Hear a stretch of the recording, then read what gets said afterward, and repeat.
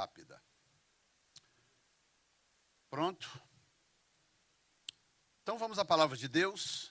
Eu vou encerrar hoje o que eu comecei a pregar esses dias sobre a trama do nascimento. Eu quero terminar hoje falando sobre isso. É o nosso culto de Natal. Amanhã todos estão liberados, domingo todos estão liberados. Inclusive, gente, escutem isso aqui.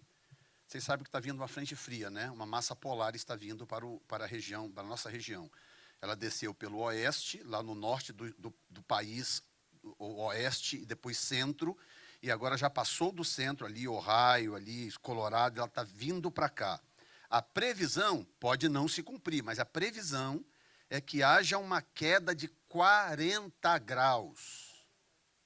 40, tá? Uma queda de 15 graus já é o suficiente para dar aquele black ice. Todo mundo sabe o que é black ice aqui? Sabe? Você está dirigindo, parece que está tudo bonitinho, de repente perde o controle do carro e ele vai para onde você nem imagina. Né? Então, eu não sei qual é a temperatura agora, mas estava para começar agora por 8, 9, tanto que já tinha um vento lá fora, né? Então essa massa já está chegando. Significa que de madrugada e ao amanhecer vai estar muito frio. Se não tiver chuva nem neve, tranquilo, não tem problema. Mas se tiver, você tem que ter muito, muito, muito cuidado, porque é quando os maiores acidentes acontecem. Tá? No Colorado agora aconteceu um engavetamento lá de uns 70 carros. Caminhões, daqueles caminhões imensos de 16 rodas, um batendo no outro, um entrando para dentro do outro. Foi uma coisa louca, tá? Então não é brincadeira. Já está -3, então começou. Isaías 32, e eu vou, ao ler esse texto, eu vou citar pelo menos mais 2 outros textos, enquanto eu vou falando, e você vai me acompanhando.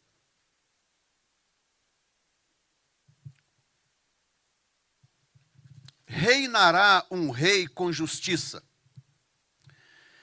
e dominarão os príncipes segundo o juízo. E será aquele varão como um esconderijo contra o vento, e como um refúgio contra a tempestade, e como ribeiros de águas em lugares secos, e como a sombra de uma grande rocha em terra sedenta. E os olhos dos que veem não olharão para trás. Vai acompanhando. E os ouvidos dos que ouvem estarão atentos.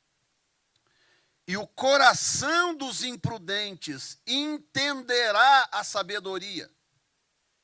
E a língua dos gagos estará pronta para falar distintamente.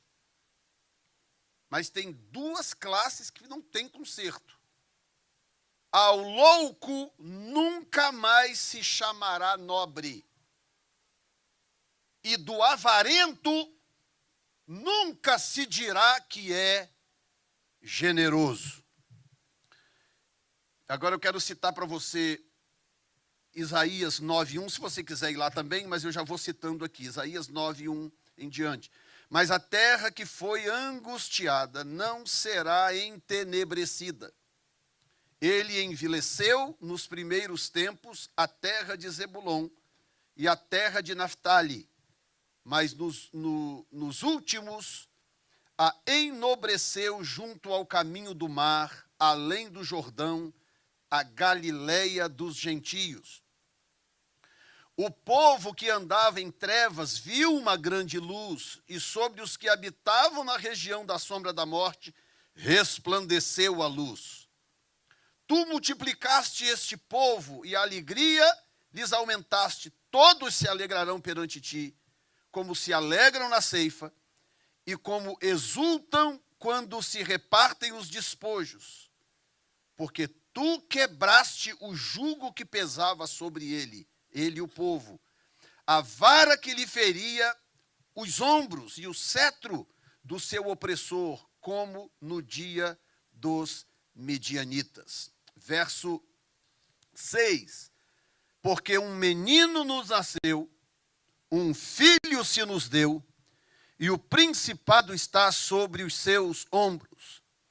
E o seu nome será Maravilhoso Conselheiro, Deus Forte, Pai da Eternidade e Príncipe da Paz. Amém?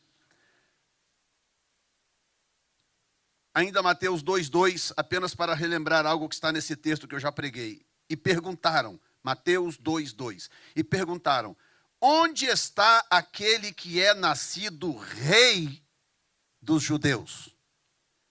Onde está aquele que é nascido rei dos judeus?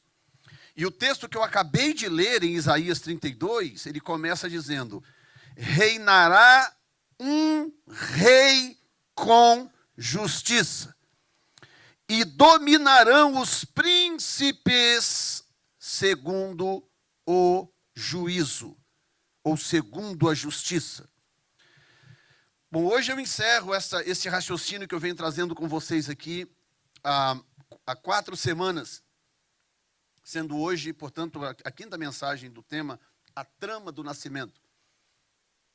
A minha intenção com essas mensagens foi mostrar para vocês, para todos nós, que o nascimento de Jesus não é apenas o nascimento de um grande personagem. O nascimento de Jesus não é como, por exemplo, o nascimento de Moisés. Tem uma história tremenda por detrás do nascimento de Moisés. O nascimento de Jesus não é como o nascimento de um dos heróis da Bíblia. Homens e mulheres de Deus que nasceram e vieram com uma missão bonita, aceitaram o desafio de servir ao Senhor, de se apresentar ao Senhor para exercer um papel que, no caso desses da Bíblia, papel este que afetou a vida de milhares ou, por que não, milhões de pessoas. Olha o número de pessoas que Abraão afetou ao aceitar o desafio de Deus de andar segundo o seu propósito. Hoje eu ouvi uma coisa muito chocante de uma pessoa ministrando, dizendo que às vezes a gente fica se perguntando por que às vezes algumas coisas demoram a dar certo para a gente. Porque o próprio salmista Davi falou daqui, eu fico olhando para o ímpio prosperando, para aquele que não teme a Deus prosperando, conquistando coisas, e eu aqui sofrendo, passando aperto, em guerra, sendo perseguido. E a pessoa que estava falando disse, né? Falou assim, se você quiser andar com Deus, escute esta, se você quiser andar com Deus e usufruir das bênçãos que é andar com Deus, você tem que aceitar o processo de desconstrução. O processo de desconstrução é o processo pelo qual Deus elimina de mim as coisas que eu construí e que Ele não mandou construir. As coisas que eu edifiquei, manias que eu adquiri, comportamentos que eu assumi, coisas na minha vida que eu fui juntando, angariando. Sendo que ou a maioria delas, se não todas, em alguns casos, todas as coisas que a gente faz ao longo da caminhada, aquilo não tem nenhuma serventia para Deus. Então o que que Deus faz quando eu começo a me aproximar dele? Eu começo a me aproximar de Deus e começo a provocar a Deus e a clamar a Deus e a buscar a Deus, que é o que você vai fazer esse ano, não é? Com o Espírito Santo? Sim ou não? Esse ano você vai ser terrível, vai ou não vai? O Espírito Santo que te aguente, hein? Que te espere, hein?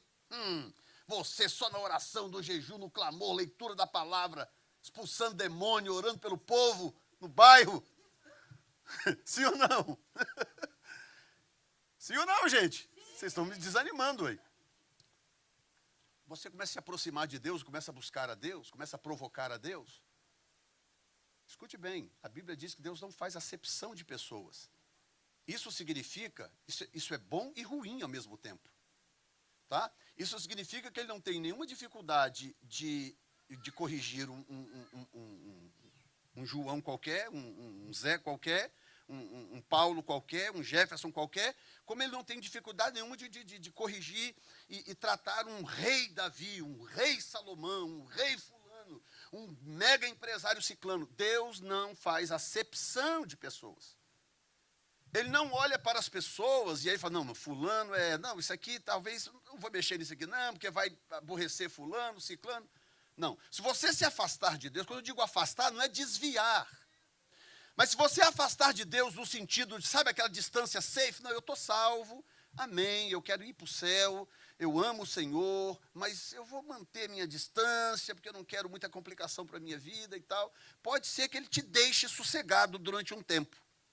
Mas se você começa a provocar a Deus, se aproxima de Deus e começa a dizer, Senhor, eu estou disponível, eu estou aqui, eu quero fazer a tua vontade, eu quero te conhecer, revela a tua face a mim, fala ao meu coração, mostra-me quem tu és, me usa, Senhor, usa os meus dons, usa os meus talentos, me levanta para o propósito que o Senhor escolheu, me leva onde o Senhor quiser, faça de mim o que tu quiseres.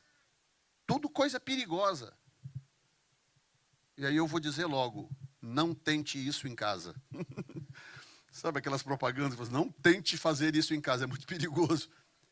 Esse tipo de oração que eu estou mostrando para você agora é um tipo de oração muito perigosa. Muito perigosa.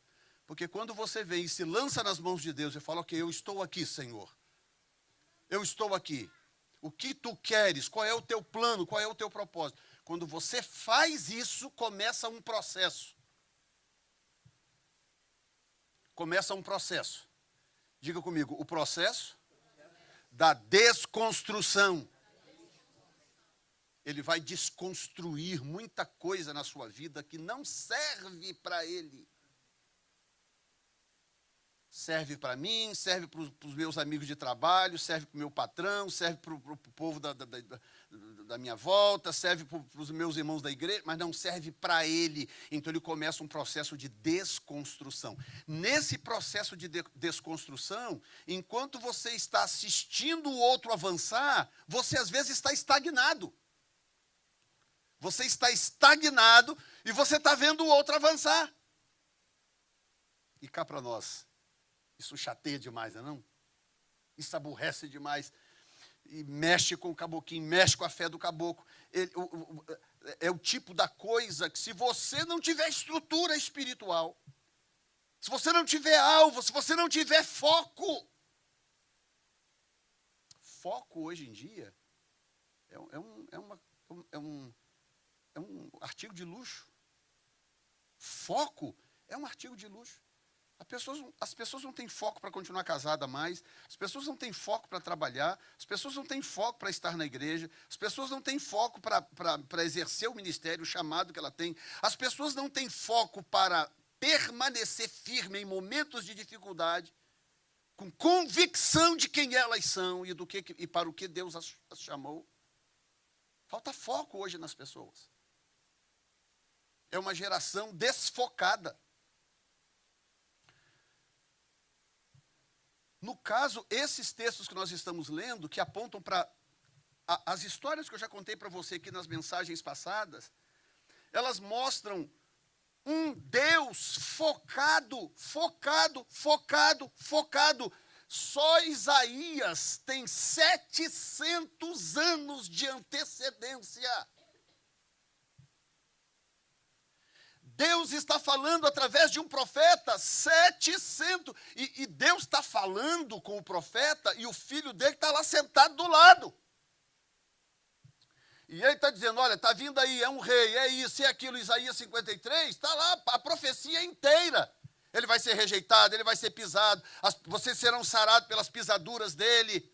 Mas o povo não vai querer saber quem ele é. Ele não vai ter beleza nem formosura. As profecias... E o Senhor Jesus, que na época não se chamava Jesus, né, não se chamava Jesus Cristo, ele era a segunda pessoa da Santíssima Trindade, ele está lá, ao lado do Pai, inspirando os profetas a dizerem aquelas coisas. E o tempo está passando e Deus não perde o foco. Deus não perde o foco. E eu vou já te dar isso aqui de graça. Quando começa o texto que diz... reinará um rei com justiça e dominarão os príncipes segundo o juízo. O rei nós sabemos que é Deus. Mas esse rei, que é Cristo e que é Deus, porque Cristo e o Pai são um, ele mesmo disse isso. Esse rei, Jesus nos ensinou que também é Pai. Se ele é rei e ele é pai, imagina quem são os príncipes que o texto está se referindo. Quem que você acha que são os príncipes? Nós! Você é o príncipe, você é a princesa. E o alvo de Deus, é isso que eu preciso que você entenda. Entenda isso. A profecia de 2.700 anos atrás. A profecia diz: reinará um rei com justiça e dominarão os príncipes. Aí vem Paulo, vem o apóstolo Paulo, e diz que Jesus, mesmo sendo Deus, não teve por usurpação ser igual a Deus, e ele diz que ele aprendeu a obediência. Ele aprendeu a obedecer. Por que Jesus precisava aprender a obedecer? Porque ele nunca obedeceu na sua existência. Ele é Deus, ele não obedece, ele dá ordens. Ele dá ordens. Agora ele nasce, ele está numa forma humana, e agora ele tem que passar pelo processo de aprender o que é receber uma ordem de alguém e obedecer. Ele teve que aprender o processo da obediência. E tudo isso, o que eu estou chamando de processo, é tudo que está antes, desde as profecias, até chegar o momento em que uma cena parecida com essa, né, vamos dizer que é parecida com essa, uma cena parecida com essa viesse a acontecer, a ponto do universo inteiro convergir para uma manjedoura. No dia que aquela cena aconteceu numa manjedoura em Belém, Herodes estava numa cama de alta qualidade, em lençóis de linho e de púrpura, a cor da realeza, comendo do melhor, em pratos de ouro, com taças de ouro, mas ninguém faz presépio com o quarto de Herodes, com os talheres de ouro de Herodes, com os pratos de Herodes. Todo mundo faz presépio com um menino deitado numa manjedoura. Porque foi o momento da culminação, quando tudo aquilo convergiu para que o foco de Deus se tornasse carne. Por isso que João começa de uma forma interessante. No princípio era o verbo estava com Deus, o verbo era, e o verbo se fez carne. E o verbo se fez carne. Sabe o que é carne? Carne é algo sólido que você pode tocar, você pode olhar, checar. Deixa eu ver aqui. É carne, aí pronto. E picanha, carne. E o verbo se fez carne. Ou seja, escute. Você está me acompanhando? Eu estou falando depressa demais, citando muita coisa ao mesmo tempo. Ou você está me acompanhando? Sim ou não? Me ajuda, que eu não posso te perder. Eu acabei de ler ali uma profecia de 700 anos antes de Cristo. Deus dizendo, está vindo aí um rei. Ele está vindo aí, ele vai reinar. Ele é um rei que vai reinar em justiça. Está vindo aí. 700 anos antes. Na mesma época, na mesma época de Isaías, contemporâneo de Isaías, vem Oséias. Também profetiza a vinda de um rei. O tempo vai passando, Deus continua usando. Aí vem Jeremias, 100 anos depois. Aí vem Ezequiel, profetiza também. Vem Daniel, também profetiza. E aquilo vai. O que é profecia? Profecia é o quê? Profecia são palavras. Palavras. Profecia é verbo. Verbo. É mais ou menos o seguinte, eu vou falar com você, amanhã eu vou jantar lá na sua casa. 8 horas eu chego na sua casa amanhã para jantar. Aí dá 8, eu não apareço. 8h10, nada. 8h15, nada. 8h30, a comida está em cima da mesa lá. Aí ele me manda mensagem, ô pastor, é 8 horas que aconteceu alguma coisa? Rapaz, aconteceu não sei o quê, papapá, PVV, dou lá uma desculpa, uma coisa qualquer. Não deu e tal, a comida está lá em cima da mesa. Ou seja, houve verbo, houve profecia, mas aquilo nunca se tornou realidade. Nunca se tornou realidade. E assim vivem muitas pessoas, de palavras, de promessas, de orações que nunca se tornam realidade. E Deus está nos ensinando uma lição nessa série, a trama do nascimento. Por que é uma trama? Porque a coisa começa desde a fundação do mundo. Desde a fundação do mundo. Quando Deus criou o mundo, ele sendo presciente, onisciente, e presciência é uma fagulha da onisciência. Ele já sabe lá de trás, desde antes, desde sempre.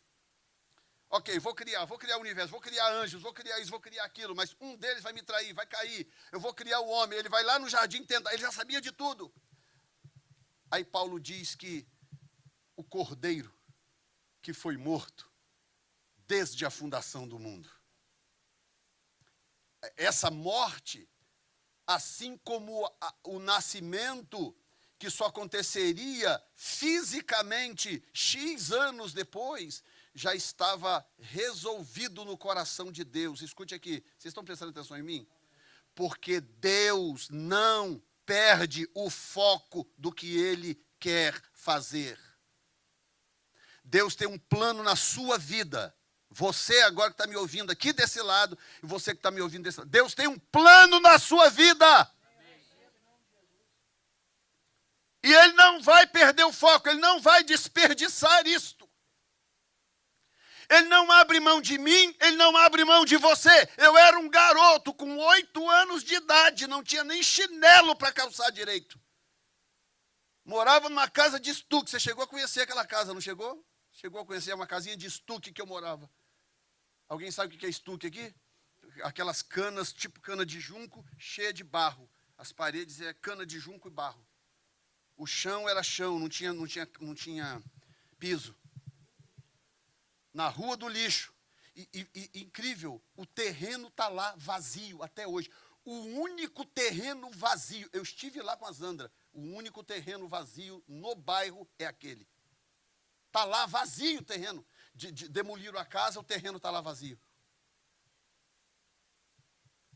8 anos de idade.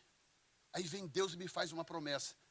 Me diz coisas que eu estou vivendo, coisas que já aconteceram antes, coisas que eu estou vivendo agora e coisas que ainda vão acontecer depois. Olha o foco. Eu perdi o foco quantas vezes ao longo desses anos?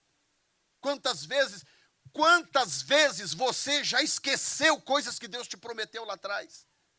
Quantas vezes você já perdeu o foco por causa da dificuldade, por causa de aperto, falta de dinheiro, dificuldade, pandemia, problemas matrimoniais, coisas diversas, você já esqueceu que Deus te falou há 3, 4, 5 anos atrás, que Ele tem um plano na sua vida, que Ele vai te levantar e te usar numa determinada área, mas eu tenho uma notícia para te dar hoje aqui. Ele não esquece jamais. Você pode esquecer, Ele não vai esquecer nunca. E Deus ama promessas que soam absurdas.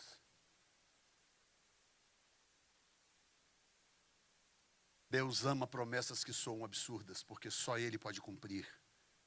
Só Ele pode tornar coisas absurdas realidade na sua vida. Aquela cena só aconteceu porque ao longo dos milênios, Deus nunca perdeu o foco. Eu preciso enviar o meu filho em forma humana para ele resolver esta bagunça que Adão criou e os seus descendentes criaram. Eu preciso enviar o meu filho. E tome profeta, a palavra profética, verbo, mais outro verbo, e outro verbo, e outro verbo. Até que chega um dia que João chega e fala assim, o verbo se tornou carne. A palavra se concretizou. É isso que significa. E o verbo se tornou carne, significa a palavra finalmente se concretizou.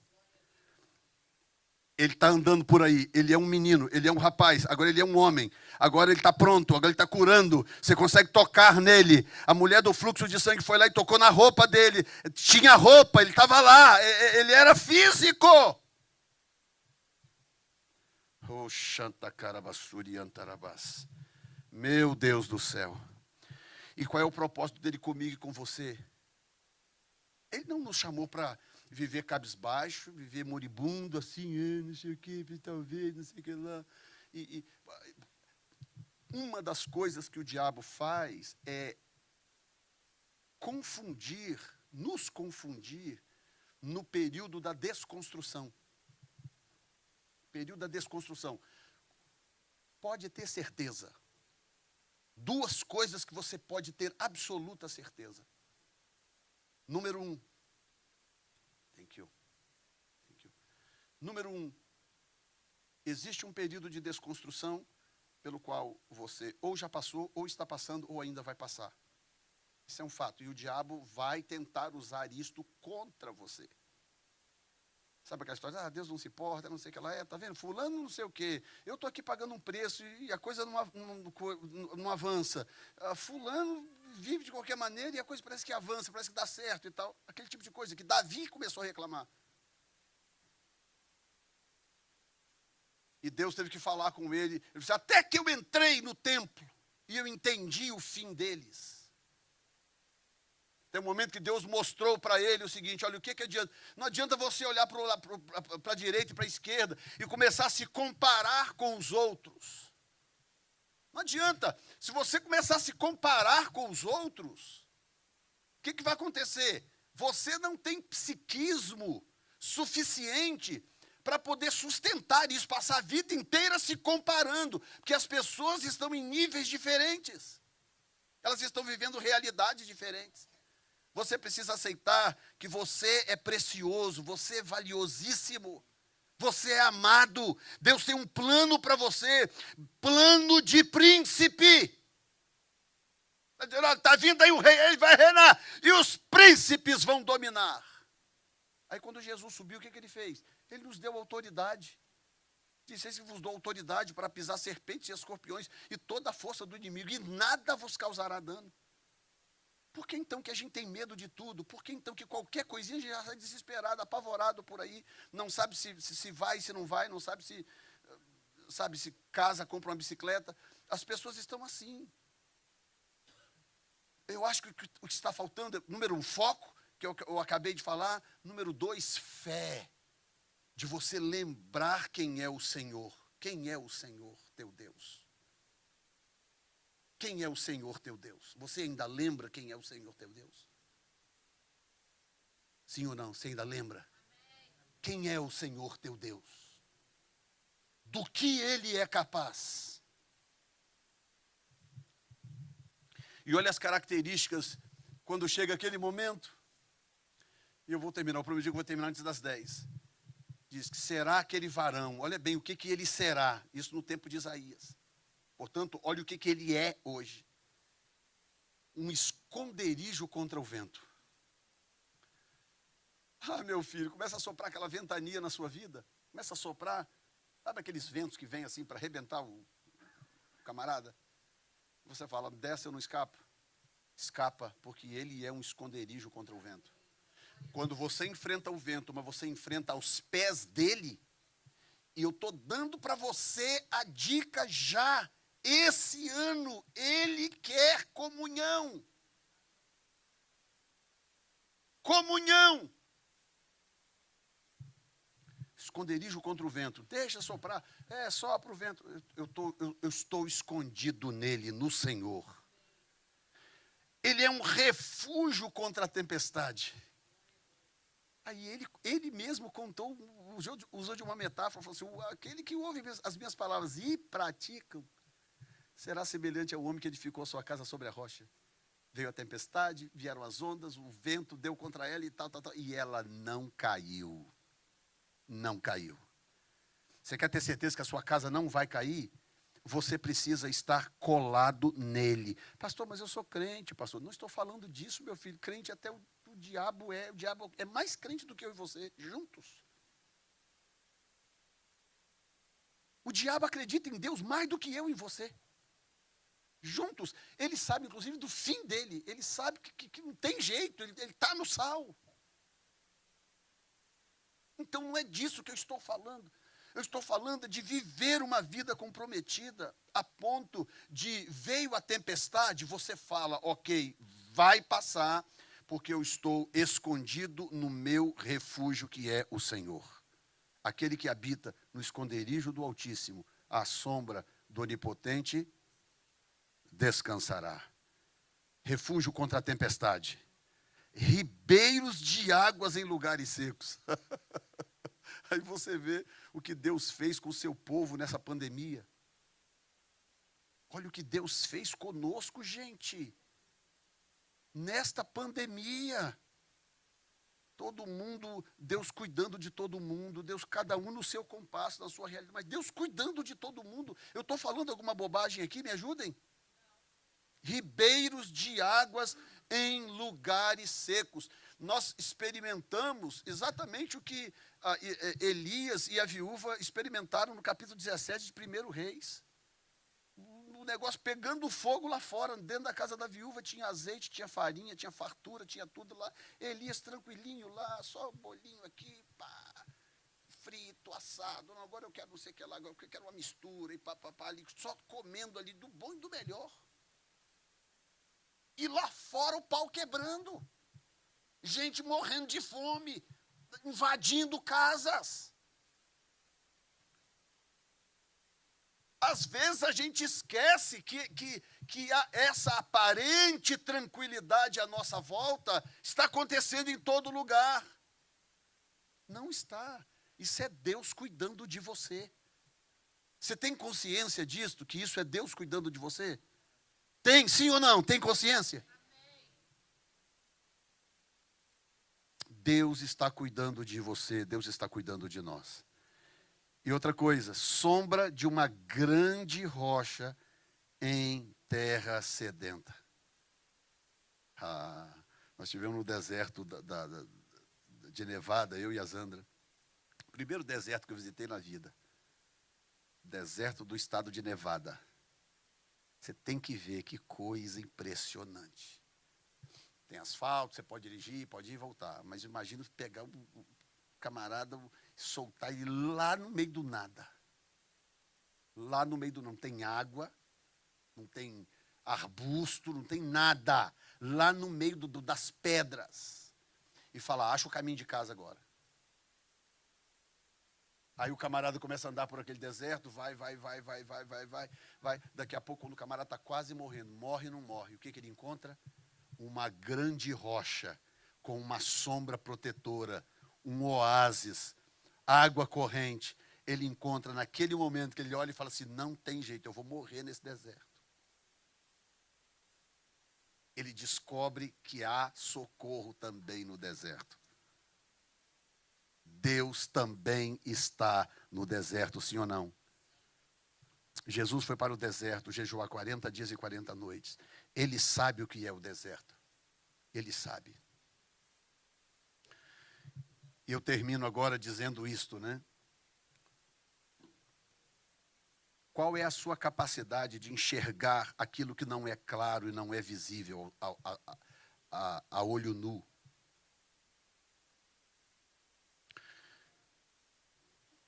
Reinará um rei. Diga comigo, reinará um rei. Isso 700 anos antes. Ok, então deixa eu mais ou menos idealizar como é que vai ser esse Messias. Por que Israel perdeu o Messias? Porque eles idealizaram o Messias errado. Eles idealizaram o Messias errado. Agora eu te pergunto, como que é possível ter lei? Você e o pastor Elias me ajudem a entender isso aqui. Como que é possível 3 homens sábios com uma caravana enorme viajar por semanas em lombo de camelos, dizendo, o que diz o verso 2 que eu li para você em Mateus 2? Onde está aquele que é chamado rei dos judeus? Rei! Aqueles homens chegaram em Jerusalém. Vai aqui, vai ali, não sei o que lá, deram lá a dica e eles foram parar em Belém. Quando chegaram lá em Belém, o que eles encontram? Um casalzinho simples, humilde, pobre.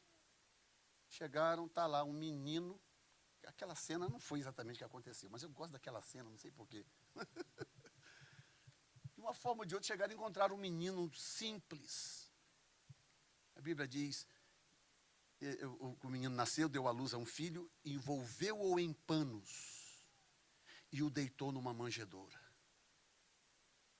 E aí chega aqueles homens, tudo bonito, camelo, para os caras levarem pote de ouro, incenso e mirra. Pensa que os caras eram malados ou não eram? Os caras estavam apertados? Não. Eram ricos? Eram. Aí chega aquela pompa, desce todo mundo dos seus camelos, aquela história toda, e eles entram, falam, onde é que está o rei dos judeus? Aí, José e Maria, sem entender nada, tipo, cadê o menino? Nós viemos ver, cadê o menino? Está aqui o menino. Aí está lá o menino, seja na manjedoura, seja num bercinho feito lá de qualquer maneira por José. As ferramentas naquela época não é como hoje, né? E aí eles chegam, acontece o quê, irmão Ronaldo? Eles olham e falam assim, mas é isso?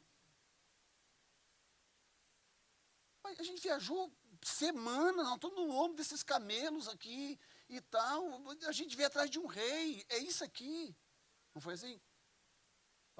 Não, vocês tenham paciência, vamos embora, gente, fazer outra coisa melhor. Foi ou não foi? Foi não, né? Por quê? Olhem para mim, eu estou terminando, mas pergunte agora no seu coração. Como que aqueles homens enxergaram um rei ali? Como? Eu vou mudar a pergunta. Como que aqueles homens conseguiram enxergar a ação de Deus, a resposta de Deus, onde não parecia ter? Como? Que eles chegaram, olharam, eles não viram manjedoura, eles não viram palha, os animais não interessavam, eles chegaram, já foram se prostrando, se colocando de joelhos diante daquele menino, diante daquela estrebaria, e começaram a tirar dos seus tesouros pote de ouro, incenso, mirra. Eu expliquei na mensagem passada o valor só da mirra, só a mirra quanto valia.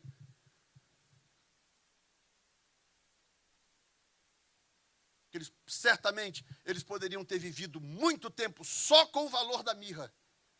E eu não estou nem falando do ouro. Que quando os homens terminaram de entregar aquelas preciosidades, vem Gabriel e fala, junta tudo aí, junta os trem que lá vem a coisa. Junta aí, todo mundo se manda. Corre para o Egito. Deus só esperou o ouro, irmão Ronaldo, chegar. Chegou o ouro, Deus falou, agora levanta, rápido, pega o menino e vai embora, porque Herodes vai tentar matar o menino. O meu pedido a Deus, o meu clamor a Deus, coloque-se de pé. Para você ter a impressão de que eu estou terminando.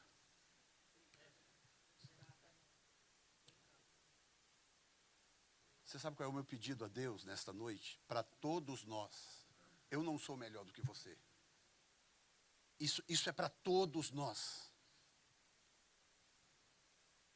Ninguém aqui é melhor do que ninguém. O meu pedido a Deus é que Ele nos abra os olhos para enxergar o que não é óbvio. Há coisas que Deus está fazendo que não é óbvio. E Ele está fazendo na sua vida. Ele está fazendo na sua casa, no seu casamento, na formação da sua família.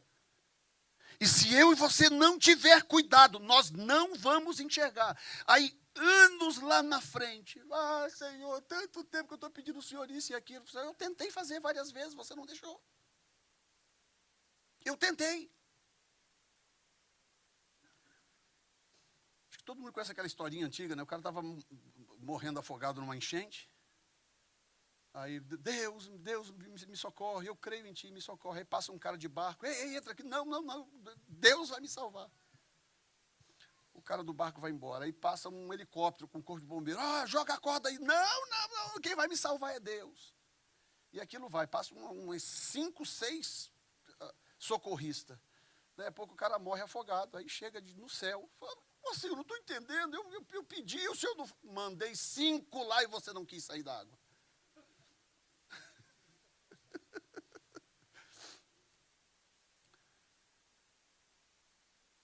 Reinará um rei com justiça. Um rei. Mesmo que ele não tenha aparência de rei. Mesmo que ele venha sem aparência de rei. Ele é rei. Ele está governando. Ele é maior do que tudo e ele é maior do que todos. Você não está só. Sua família não está só. A sua fé não é em vão. A sua fé não está pautada em coisas vãs. Renove a tua fé neste fim de ano. Entre o ano novo cheio de convicção. De que Deus está fazendo algo na sua vida. Mesmo que seja ainda um período de desconstrução. Deixa Ele trabalhar, porque Ele não vai falhar. Feche os seus olhos. Pai amado, nós te amamos. Eu quero te agradecer, Senhor, por essa trama. Que trama maravilhosa, Senhor. Tudo que o Senhor fez ao longo dos anos. Tudo que o Senhor fez por centenas, por que não milhares de anos. Tudo isso para cumprir uma promessa. De ter o teu filho amado andando entre nós fisicamente. E isso mudou as nossas vidas. E na noite de hoje, Senhor, para nós não interessa se é o mês de dezembro, se não é, nada disso nos interessa, Senhor. O que interessa é que neste período do ano as pessoas falam e comemoram o nascimento do teu filho amado Jesus. E nós queremos te agradecer, Pai, de todo o coração. Muito, muito obrigado, Pai. Muito obrigado. E nesta noite, 3 coisas, na verdade, nós queremos. Primeiro, que o Senhor nos ajude a manter o foco. Nos ajude a manter o foco, Senhor. Número 2, desperta a nossa fé. Nós queremos voltar a crer. Com a garra, com a vontade, com a determinação do início, do nosso período de novos convertidos, queremos voltar ao primeiro amor, como diz a tua palavra, Senhor. E terceiro lugar, nós queremos enxergar o Rei, quando a maioria em volta não estiver enxergando. Quando as pessoas em volta estiverem murmurando ou falando o que não devem, nós queremos nos prostrar e tirar ouro, incenso e mirra do nosso tesouro e dizer, o Rei está aqui, o Rei está presente. E nos humilhar diante da tua face, meu Deus. Muito, muito obrigado, Senhor. Você pode levantar as suas mãos por um minuto e dizer, aleluia, aleluia, aleluia, aleluia, aleluia, aleluia,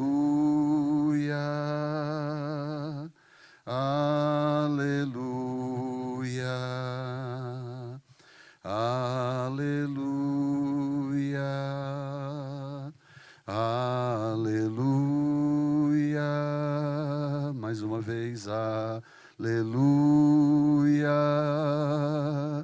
aleluia, aleluia, aleluia, aleluia, aleluia, aleluia,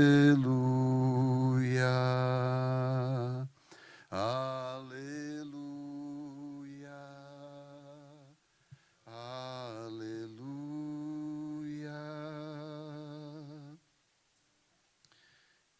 Isaías diz que no capítulo 9, ele diz que o seu nome será maravilhoso conselheiro, Deus forte, Pai da eternidade e príncipe da paz. Nada sairá do controle de Deus. Deus continua no controle do universo. o seu filho veio, nasceu como prometido. E se eu e você quisermos, nós podemos viver uma vida de alto padrão, de alto nível, de autoridade espiritual, porque Ele já fez a parte dele. Agora basta nós fazermos a nossa para a glória do Senhor.